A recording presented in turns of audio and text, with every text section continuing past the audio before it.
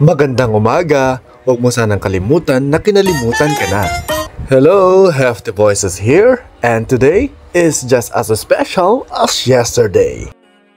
Bagong gising tayo ngayon guys, and so naglakad-lakad tayo. Punta tayo sa ibaba.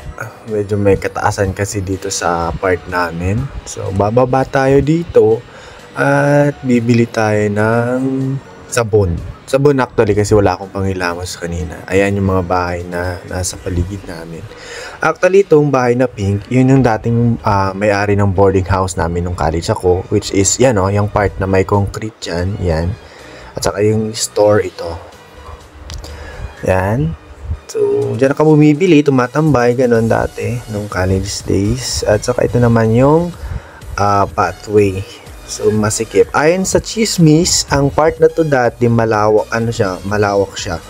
Kasya daw ang isang buong sasakyan dito na 4 wheels noon, pero di ko alam kung anong nangyari, bakit ganito na siya kasikip. Pero assumption ko, baka pag bumayari ng private na entity at nagbigay na lang siya ng parang right of way para sa mga tao doon sa bandang loob, doon sa may part sa amin. Yan. So nakita ko na naman yung rambutan, puno ng rambutan na hitik sa bunga. Yan o, nakaka-tempt talaga siya, ang ganda, sarap tignan.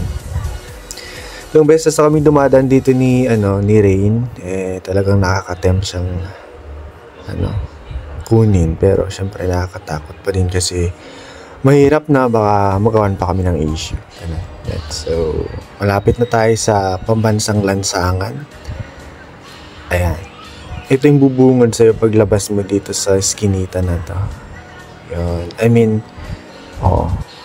Yan. Papunta na tayo sa store ni Lola Green. And kung meron tayong Lola Pink kanina dun sa may bahay dun na may store sa loob, meron din naman tayong Lola Green. Kasi nga, green yung kulay ng store niya. Yan. So, dark green. So, bibili na tayo guys.